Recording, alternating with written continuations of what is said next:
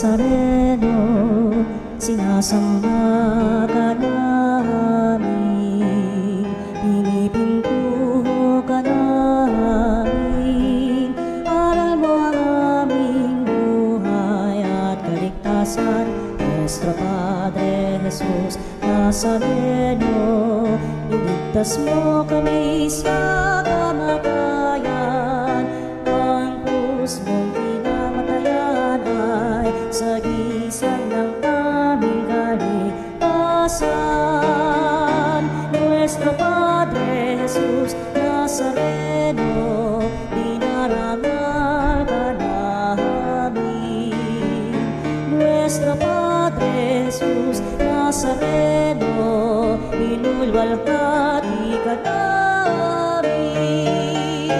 Nuestro Padre Jesus Nazareno, inarangal ka namin. Nuestro Padre Jesus Nazareno, inulwalhati ka namin. Sa piging sariwain, pagliligtas niya sa atin. Sa piging sariwain, pagliligtas niya sa atin.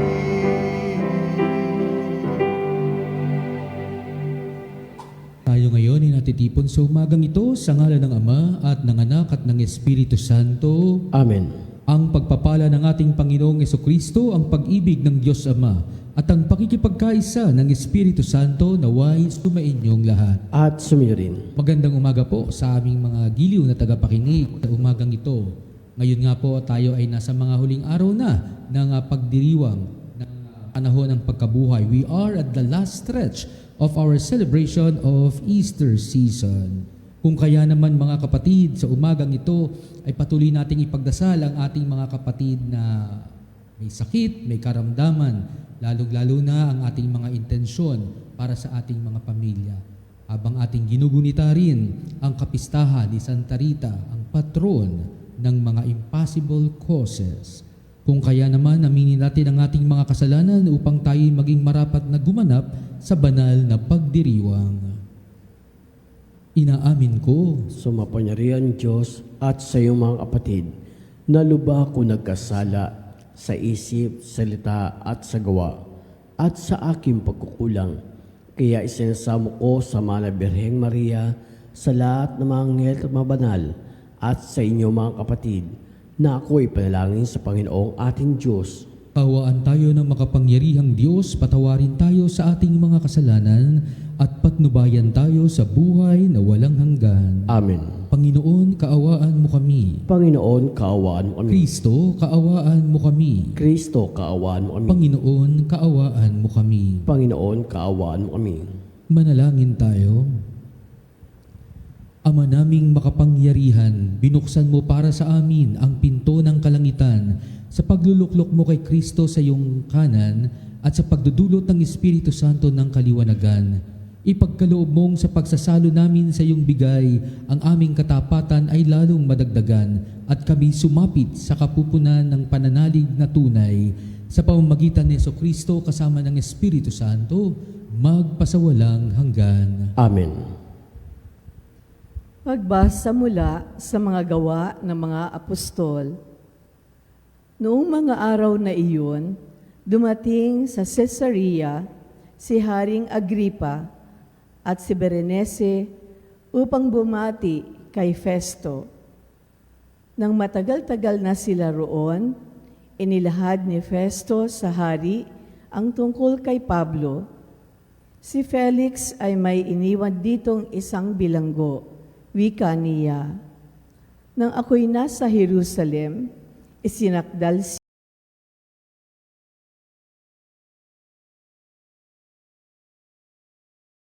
mga punong saserdote at ng matatanda ng mga Hudyo at hininging parusahan siya. Sinagot ko sila na hindi ugali ng mga Romano ang magparusa sa sinumang nasasakdal nang hindi muna nagkakaharap ang magkabilang panig. at nagkakaroon ng pagkakataong makapagtanggol sa sarili ang nasasakdal. Kaya't nang dumating sila rito, hindi na ako nag-aksaya ng panahon. Kinabukasan din, ipinatawag ko sa hukuman ang taong iyon. Nang magkaharap-harap sila, siya na may hindi nila pinagsakdal sa anumang mabigat na pagkakasala na inaakala kung ipararatang nila. Ang pinagtatalunan lang nila ay tungkol sa kanilang relihiyon at sa isang taong ang pangalay Jesus. Patay na ang taong ito, ngunit ipinipilit naman ni Pablo na siya'y buhay. Hindi ko malaman kung ano ang gagawin sa bagay na ito, kaya tinanong ko siya kung ibig niyang sa Jerusalem siya litisin. Ngunit tumutol si Pablo at hiniling na ipaubaya sa emperador ang pagpapasiya sa kanyang usapin.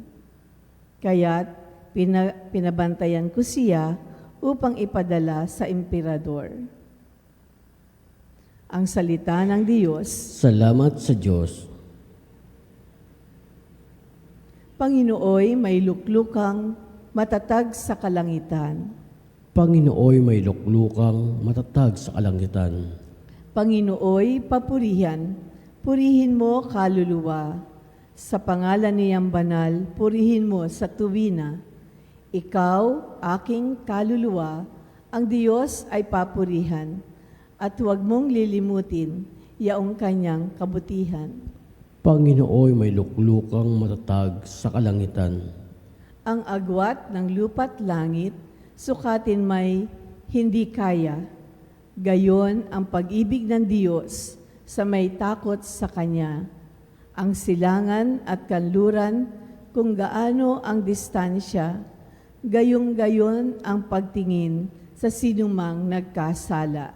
Panginooy may luklukang matatag sa kalangitan. Ang puon nga ang nagtayo ng trono sa kalangitan. Mula doon, sa nilikhay maghaharing walang hanggan. O purihin ninyo siya, kayong mga anghel ng Diyos, kayong mga nakikinig at sa Kanya'y sumusunod. Panginooy may luklukang matatag sa kalangitan. Hallelujah, hallelujah, hallelujah. Hallelujah,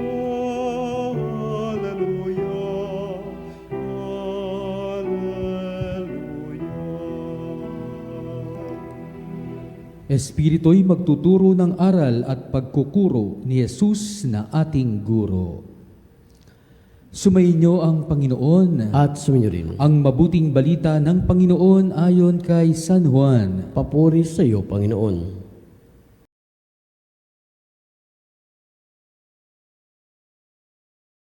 Nang muling napakita si Jesus sa mga alagad niya at nang makakain sila, tinanong ni Jesus si Simon Pedro, "Simon, anak ni Juan, iniibig mo ba ako ng higit kaysa mga ito?" "Opo, Panginoon, nalalaman ninyong iniibig ko kayo," tugon niya. Sinabi sa kanya ni Jesus, "Pakanin mo ang aking mga batang tupa." Muli siyang tinanong ni Jesus, "Simon, anak ni Juan, iniibig mo ba ako?" Sumagot si Pedro, "Opo, Panginoon, nalalaman ninyong iniibig ko kayo." Ani Jesus, "Pangalagaan mo ang aking mga tupa." Pangatlong ulit na tinanong siya ni Jesus, "Simon, anak ni Juan, iniibig mo ba ako?" Nalungkot si Pedro sapagkat makaiklos siyang tinanong, "Iniibig mo ba ako?" At sumagot siya, "Panginoon, nalalaman po ninyo ang lahat ng bagay. Nalalaman ninyong iniibig ko kayo." Sinabi sa kanya ni Jesus, "Pakanin mo ang aking mga tupa." Tandaan mo, noong kabataan mo pa, ikaw ang nagbibihis sa iyong sarili at lumalakad sa kung saan mo ibig. Ngunit pagtanda mo, iuunat mo ang iyong mga kamay at iba ang magbibihis sa iyo at dadalhin ka kung saan hindi mo ibig. Sinabi niya ito upang ipakilala kung paano mamamatay si Pedro at sa gayoy maparangalan niya ang Diyos. Pagkatapos, sinabi sa kanya ni Jesus, "Sumunod ka sa akin." Mga kapatid, ang mabuting balita ng Panginoon. Pinupuri ka namin, Panginoong Kristo. Interesting yung ating ebanghelyo, no? Para sa akin ito yung greatest question and answer portion, no? The greatest Q&A, no? Scene sa Biblia, no? Kapag may mga ganitong tanungan, tanong, sagot, Q&A, naalala ko ang mga estudyante during my time as a student, kapag naghahanda ka ng thesis defense, no, kailangan alam mo kung ano yung sasabihin mo. Kailangan may katuturan, kailangan may reference ka, no? The same way kapag may job interview, no, abangan mo kung anong itatanong sa iyo, no? Ina-anticipate mo na kagad kung ano yung mga susunod na tanong para alam mo kung ano ang powerful na sagot, no, para sa job interview. At kadalasan, sa thesis o sa job interview, ang mga tanong ay nakabase sa dokumentong ibinibigay mo sa teacher o kaya ay sa resume or sa curriculum vitae na ibinibigay mo sa HR at doon nakabatay ang mga tanong, no? At sa bawat tanong, kailangan magbigay ka ng tamang sagot at dito nakasalalay kung uusad ka sa next interview o kung matatanggap ka sa trabaho. Pero sa ating ebanghelyo ngayon, mga kapatid, may isang panayam na naiiba sa lahat. Narinig naman natin, no, kung paano nagkaroon ng panayam o tanungan sa pagitan ni Jesus at ni Pedro. Hindi ito para pumasa o bumagsak sa katanungan si Pedro. At hindi ito para magbigay ng, sabihin na natin, ng mga puntos sa bawat tamang sagot na ibibigay ni Pedro. Kundi ito ay isang dialogo. This is a dialogue between sa Diyos na nabuhay na maguli at ng isang apostol na nabigo, nagtaksil at 3 beses na itinatwa ang taong nagtatanong sa kanya. Imagine, no? Ilang araw pa lang mula nung ipagkanulo ni Pedro si Jesus. And now, here is their moment of truth, no? Ang enkwentro sa pagitan nilang dalawa. Marahil kung ikaw yon, no, na nakaharap mo ang taong nagtaksil sa iyo, you're in front of that person who betrayed you, who betrayed your trust. Ano kaya ang itatanong mo? No? Ano kaya ang laman ng itatanong mo? Marahil hindi tanong ang ibibigay mo kundi sumbat, no? Dahil sa ginawa niyang pagtataksil. Marahil hindi din tanong kundi isang pangungutya, no? Paniningil, no? Paniningil ang maaari mong ibigay sa kanya. O marahil, maaari mong iparamdam na wala siyang kwentang tao sa kanyang pagtalikod sa iyo na tinuturing mo pa naman siyang isang malapit na kaibigan. Pero dito, sa ating ebanghelyo, binibigyan ng panibagong pagkakataon ni Jesus, si Pedro. Alam naman natin ang naganap, no? Nung dinakip si Jesus at tinanong si Pedro kung kakilala niya at may kaugnayan siya sa taong ito na kanilang dinakip, 3 beses niyang itinatwa, no? Kaya wala siyang binigyan niya ng pangalawang pagkakataon si Jesus. At ang mga katanungang ito, mga kaibigan, ay ang pambawing tanong para naman si Jesus sa kanyang ginawang pagtataksil at pagtatatwa sa kanyang guro at sa kanyang kaibigan. At dito sa tanungang ito, wala namang dalang record si Jesus ng kanyang mga nagawang kasalanan, no? Like sa job interview or sa thesis defense, meron mga dokumento tayong pinagbabasihan. Pero dito, walang dalang reference si Jesus ng kanyang mga itatanong. Walang dalang record ng kanyang pagtatatwa. Walang dalang record ng kanyang pagtataksil at kanyang pang-iiwan sa ere. At isa lang ang tema ng kanyang katanungan. Ano ba itong tanong na ito? No? Iniibig mo ba ako? Simon, iniibig mo ba ako? At ano ang sagot lagi ni Simon? You know that I love you. Alam niyo pong mahal ko kayo. Opo, iniibig ko kayo. Sa simula, siguro pakiramdam ni Pedro, teka, ano ba itong mga katanungang ito? No? Bakit parang paulit-ulit niya akong tinatanong, nakakasama na ng loob, no? Maaaring nalimutan ni Pedro ang kanyang ginawang pagtatatwa at sa pagkakataong yun, Probably yung kanyang damdamin lamang ang kanyang naisa sa alang-alang, no? Sa isang alang-alang. At sa bawat tanong, napansin natin ano ang itinutugon ni Jesus sa bawat sagot ni Pedro. No? Ang ibinibigay kaagad dito ay ang misyon. No? Sa bawat tanong, misyon ang tugon. And for every question, He requires an action. Ang pagmamahal kasi ay hindi lamang lip service. Madali kasi nating sabihin sa ating kapwa, mahal kita, mahal ko kayo, iniibig kita. Pero hindi lamang yan, no? Ang katuturan ng pagmamahal. Magaling kasi tayo sa mga lip service, no? Mga pangako, mga magagandang bagay na sasabihin, pero kapag hinahanap na natin ang tunay na katuturan ng ating sinasabi, ay hindi na natin ito matagpuan. Hindi na natin makita ang tunay na kahulugan ng pag-ibig sa tuwing sinasabi natin na iniibig kita. I love you, mahal kita, ikaw lang ang iniibig ko, wala nang iba. Sapagkat to love is a decision. Love requires action. Love requires commitment. At kapag ang pag-ibig ay hanggang salita lamang, hindi naman kayang ipakita sa gawa, nawawala ang esensya ng salitang pagmamahal. Nawawala ang katuturan ng salitang pagmamahal. At sa sandaling masugatan, along the way, ang taong nagmamahal, agad na tinatalikuran, agad na kinakalimutan, agad na pinagsasarahan ng pintuan ng puso. At magaling tayo dyan, no? Lalo na sa panahon ngayon, sa tinatawag nating cancel culture, no? Agad-agad na pag na-reject o na-withdraw ng support ang isang tao, o probably isang establishment o isang grupo, matapos makapagsalita o makagawa ng kaunting mali, o kaunting bagay na hindi ayon sa expectations ng iba, something objectionable or probably offensive sa mata ng iba, ayan, mabilis natin silang i-call out, mabilis natin silang i-boycott, at minsan humahantong pa nga tayo sa public shaming. At sa isang pagkakamali mo lang, parang burado ka na, canceled, parang wala ka ng kwenta. Pero sa Ebanghelyo, Jesus said totally the opposite. Hindi ito ginawa niya kay Pedro at hindi rin niya gagawin sa atin. Dahil kay Jesus, walang canceled, walang cancellation. Ang pagkakamali mo ay hindi katapusan ng iyong kwento. Ang pagkakamali mo ay hindi katapusan ng iyong kwento. At hindi sinisira ng iyong kahapon ang plano ng Diyos para sa iyong bukas. At alam natin kung ano ang nangyari kay Pedro after this. No? Siya pa ang naging tagapagtaguyod ng kawang ibinilin ni Jesus sa kanya. Siya ang naging leader ng ating simbahan. Hindi sinisira ng iyong kahapon ang plano ng Diyos para sa iyong bukas at hanggat may tibok ang iyong puso. Ano ang sinabi sa dulo ng ating ebanghelyo?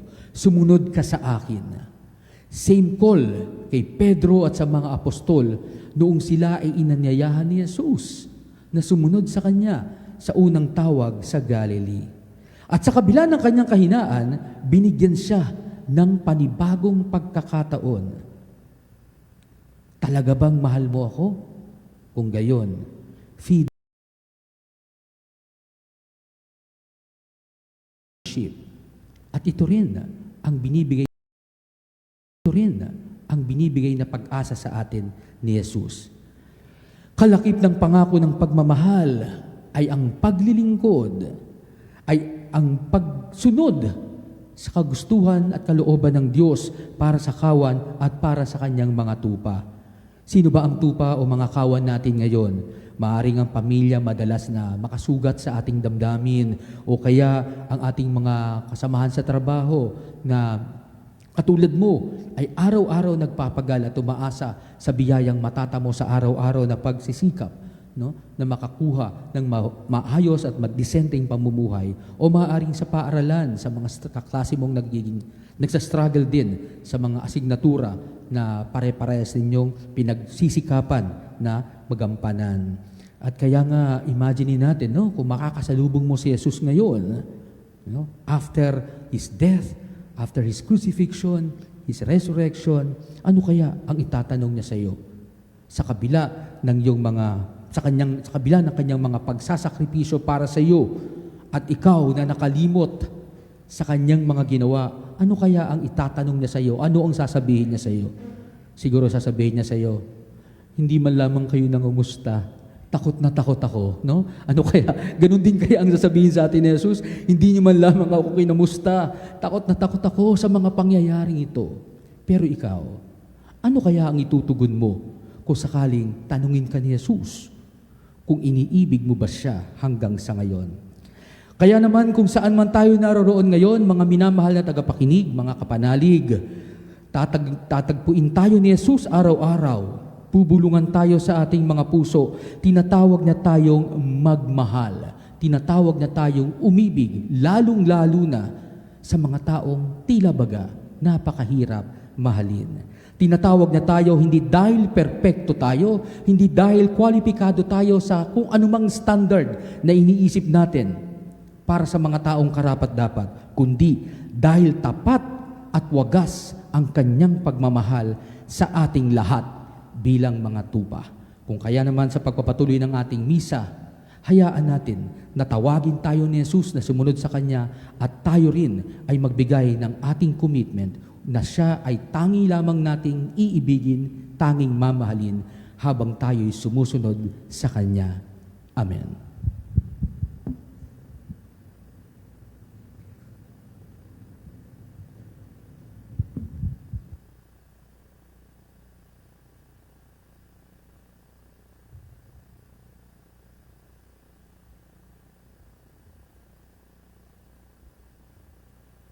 Bunga ng pagkaunawang isinugo tayo sa misyong katulad ng kay San Pedro, hilingin natin sa Diyos Ama na palakasin ang ating pananampalataya at sa bawat dalangin ang ating itutugon. Ama, pagpalain mo ang iyong kawan. Ama, pagpalain mo ang iyong kawan. Ang Santo Papa at lahat ng may katungkulan sa simbahan, naway gabayan ng banal na Espiritu. Manalangin tayo sa Panginoon. Ama, pagpalain mo ang iyong kawan. Ang mga mag-asawa naway magkaroon ng matalas na pakiramdam ng pangangailangan ng bawat isa at maging maligaya sa kanilang pagsasama. Manalangin tayo sa Panginoon. Ama, pagpalain mo ang iyong kawan. Ang mga makasalanan naway makatagpo ng pag-asa at lakas ng loob sa pagpapatawad ng Panginoon kay San Pedro. Manalangin tayo sa Panginoon. Ama, pagpalain mo ang iyong kawan. Ang mga may sakit at nabagabag naway makaranas ng presensya ng Panginoon sa gitna ng kanilang mga pagdurusa at paghihirap. Manalangin tayo sa Panginoon. Ama, pagpalain mo ang iyong kawan. Ang mga yumaong mahal natin sa buhay, naway makatanggap ng liwanag, kaligayahan at kapanatagan. Manalangin tayo sa Panginoon. Ama, pagpalain mo ang iyong kawan. Sa ilang sandali ng katahimikan, ipanalangin natin ang kagalingan at natatanging kahilingan ng ating mga Eucharistic advocates.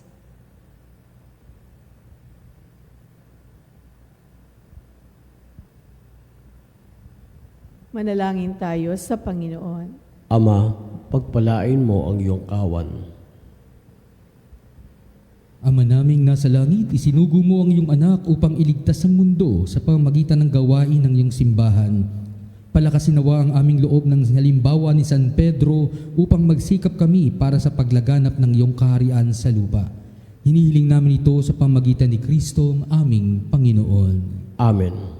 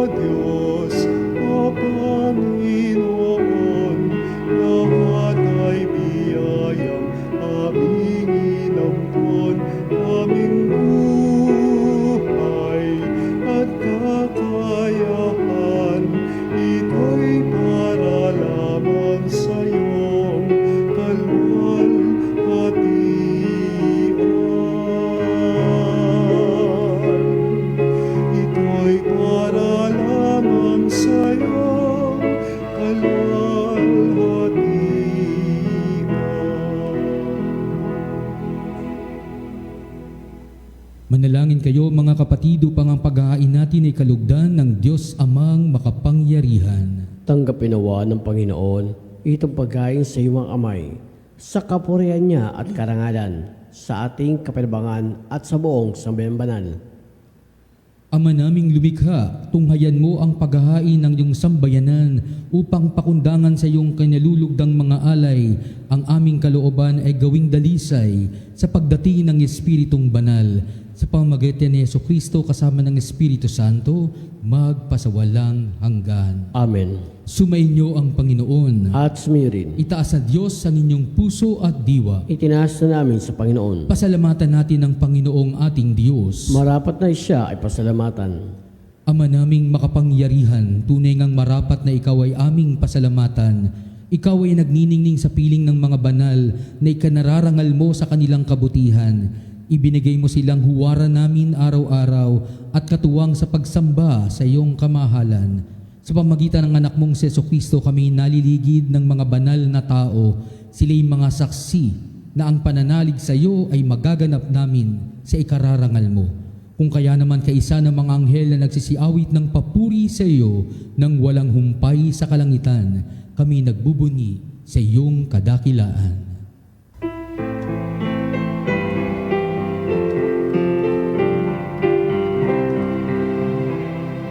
Santo, Santo, Santo, Panginoong Diyos ng mga hukbo, napupuno ang langit at lupa ng kadakilaan mo.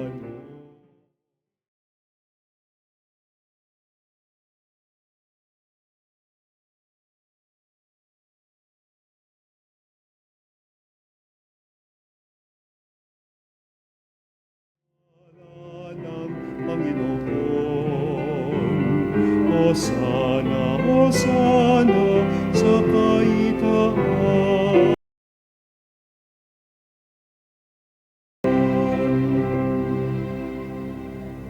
Ama naming banal, ikaw ang bukal ng tanang kabanalan, kaya't sa pamamagitan ng iyong Espiritu, gawin mong banal ang kaloob na ito upang para sa amin maging katawan at dugo ng aming Panginoong Hesukristo. Bago niya pinagtiis ang kusang loob na maging handog, hinawakan niya ang tinapay. Pinasalamatan kanya, pinaghati-hati niya iyon at iniabot sa kanyang mga alagad at sinabi, "Tanggapin ninyong lahat ito at kanin.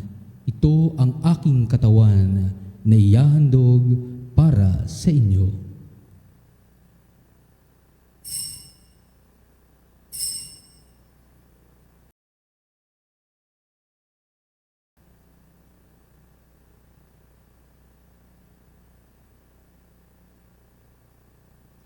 Gayon din naman nung matapos ang hapunan, hinawakan niya ang kalis. Muli kanyang pinasalamatan, iniabot niya ang kalis sa kanyang mga alagad at sinabi, "Tanggapin ninyong lahat ito at inumin. Ito ang kalis ng aking dugo, ng bago at walang hanggang tipan. Ang aking dugo na ibubuhos para sa inyo at para sa lahat sa ikapagpapatawad ng mga kasalanan. Gawin ninyo ito sa pag-alaala sa akin."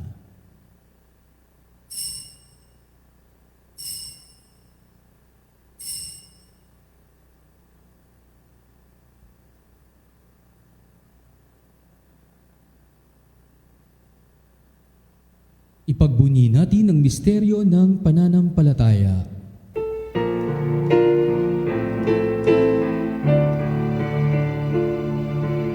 Ang kamatayan mo, Panginoon, aming ipinahayag.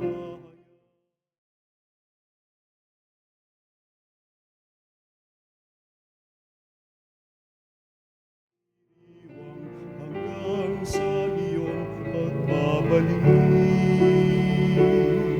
hanggang sa iyong pagbabalik. Ama, ginagawa namin ngayon ang pag-alaala sa pagkamatay at muling pagkabuhay ng iyong anak, kaya tiniaalay namin sa iyo ang tinapay na nagbibigay buhay at ang kalis na nagkakaloob ng kaligtasan. Kami nagpapasalamat dahil kami iyong minarapat na tumayo sa harap mo para maglingkod sa iyo. Isinasamo namin kaming magsasalo-salo sa katawan at dugo ni Kristo ay mabuklod sa pagkakaisa sa pamamagitan ng Espiritu Santo. Ama, lingapin mo ang iyong simbahang laganap sa buong daigdig.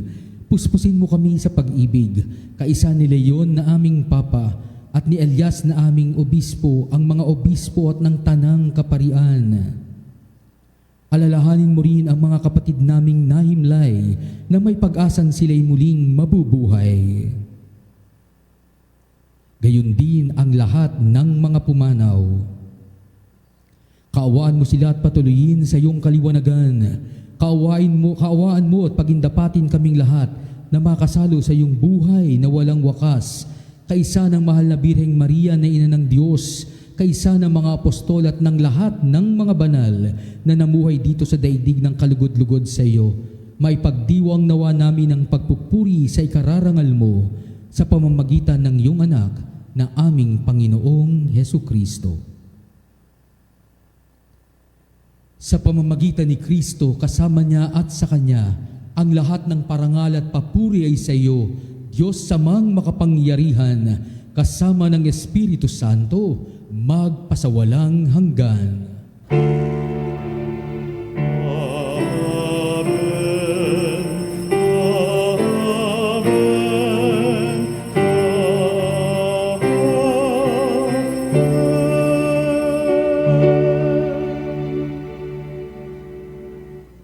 Sa tagubilin ng mga nakagagaling na utos at turo ni Jesus na Panginoon natin at Diyos, ipahayag natin ng lakas loob.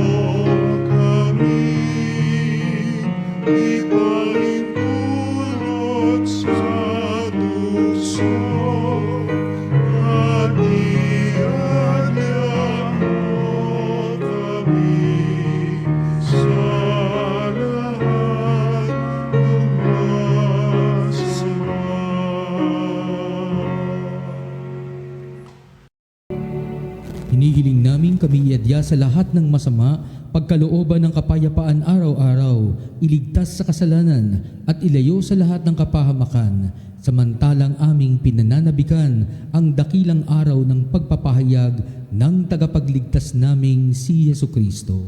Sapagkat iyong kaharian at kapangyarihan at ang kapurihan, magpakailanman. Amen. Panginoong Jesucristo, sinabi mo sa iyong mga apostol, kapayapaan ang iniiwan ko sa inyo, ang aking kapayapaan ang ibinibigay ko sa inyo.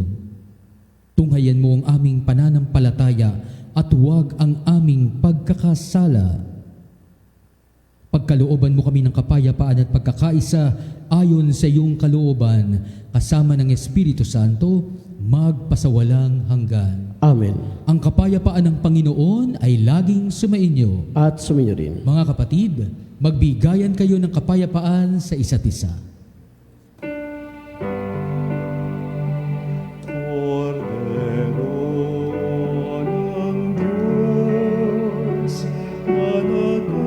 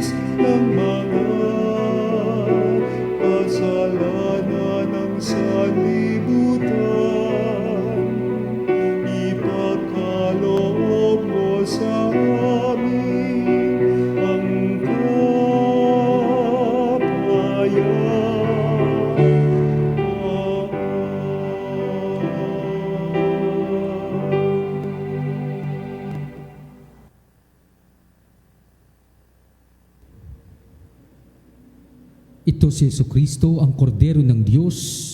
Ito ang nag-aalis ng kasalanan ng sanlibutan. Mapalad ang mga inaanyayahan sa kanyang piging. Panginoon, hindi ako karapat-dapat magpatuloy sa iyo, ngunit sa isang salita mo lamang ay gagaling na ako.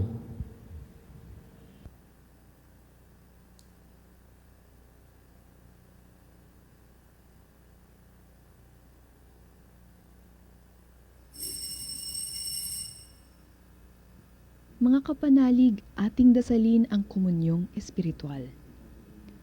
O Jesus, nananalig ako sa pananahan mo.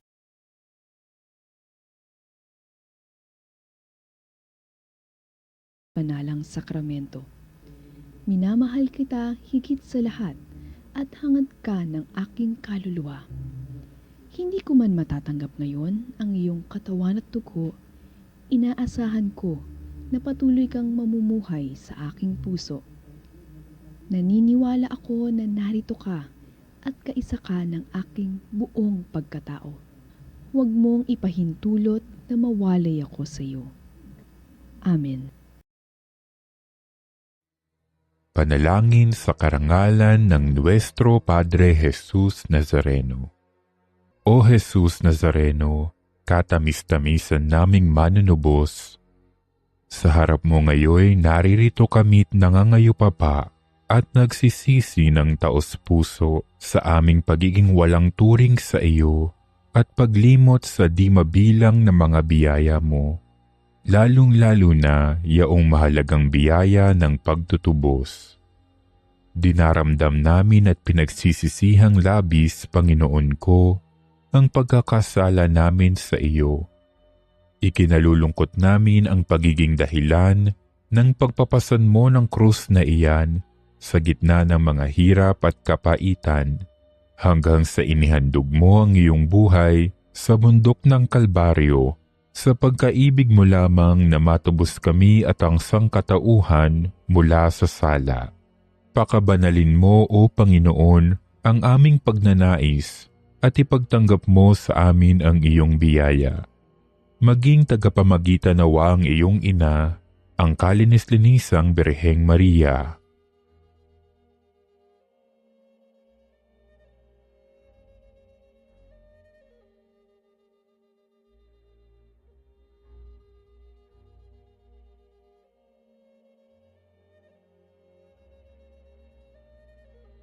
Ama naming makapangyarihan, niloob mong akuin ang iyong anak, ang krus at kamatayan, upang ang sangkatauhan ay matubos at mabuhay. Ang pag-ako namin sa krus at kamatayan dito sa lupa, ayon sa diwa ng pagsunod sa iyong loob, na ginanap ng iyong anak, ay magpagindapat nawa naming kamtin ang lubos na katubusan at pagkabuhay sa iyong piling, sa pamamagitan ni Hesukristo, kasama ng Espiritu Santo, magpasawalang hanggan. Amen. Nuestro Padre Jesus Nazareno, Panginoon namin at Diyos, kaawaan mo kami. Manalangin tayo. Ama naming mapagmahal, sa pagkadalisay mo sa amin at sa pakikinabang ginanap namin ngayong pagdiriwang, ipagkaloob mong ito ay maging pagsasalo sa patawad at buhay na sa aming kaloob mo. Sa pamamagitan ni Jesucristo kasama ng Espiritu Santo, magpasawalang hanggan. Amen. At bago po igawad ang pagbabasbas, ay munting patalastas, inaanyayahan po ang lahat ng may debosyon sa Our Lady of Veritas, ang Birhen ng Katotohanan, na maging miyembro ng Confradia de la Nuestra Señora de la Verdad. Tumawag lamang po sa Religious Department 8-9257931, local 129-131 or 137, o kaya ay mag-text sa 0917-631-4589 at hanapin lamang si Miss Rene Jose o si Miss Ali Nahe. Maraming salamat po. At dahil nga po ngayon ay kapistahan ni Santa Rita at misa para sa kagalingan ng mga may sakit ng may karamdaman, mga kasapi ng ating pamilya, mga kamag-anak, kaibigan at ilang mga kakilala. Panginoon naming Diyos, Ikaw ang dakilang manggagamot at tagapagpagaling. Sa oras na ito, itinataas namin sa iyo ang lahat ng may sakit, pisikal man, emosyonal, spiritual. Ipuin mo po sila ng iyong mapaghimalang kamay at pagalingin ayon sa iyong banal na kalooban. Sa iyong mapagmahal na kamay, itinataas namin ang lahat ng may sakit, ang mga dumaranas ng kanser at matinding karamdaman, sakit sa puso, mataas na presyon, diabetes, kidney disease at iba pang sakit sa dugo, sakit sa bato at atay, arthritis, rayuma at pananakit ng katawan, karamdaman sa baga tulad ng hika at pneumonia, trangkaso, lagnat at iba pang impeksyon, mental health conditions tulad ng depression and anxiety at iba pang viral diseases, sakit sa mata, tenga at balat, paralisado at may kapansanan. Ipuin mo po sila, O Diyos, at pagalingin ayon sa iyong kalooban. Bigyan mo po sila ng lakas na loob, pag-asa at kapayapaan sa kanilang laban. Gamitin mo ang mga doktor, gamot, at iba pang paraan bilang daluyan ng iyong kagalingan. Gayon din ang lahat ng nagpapagal upang sila'y gumaling.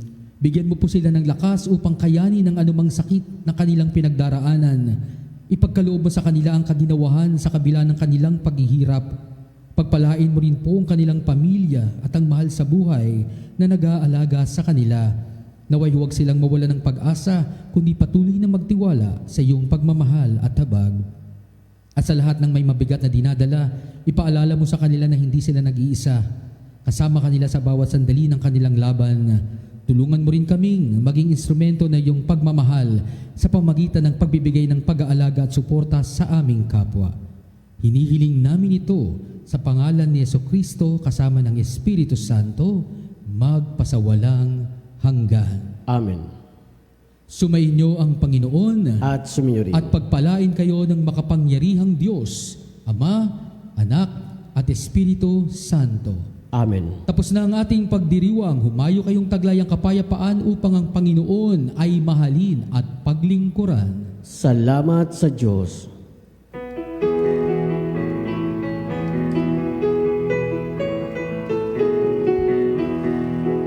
Magsingawin kayo sa Panginoon. Hallelujah! Magsingawin sa Panginoon.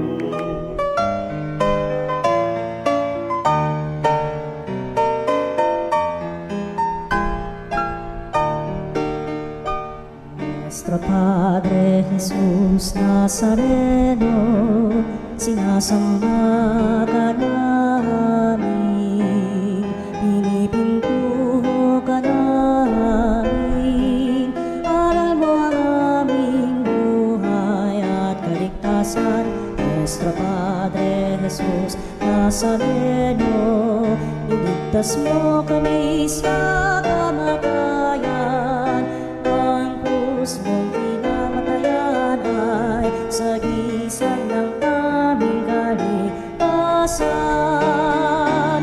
Nuestro Padre Jesus Nazareno, dinarangal ka namin. Nuestro Padre Jesus Nazareno, inulwalhati ka namin. Nuestro Padre Jesus Nazareno, inarangal ka namin. Nuestro Padre Jesus Nazareno,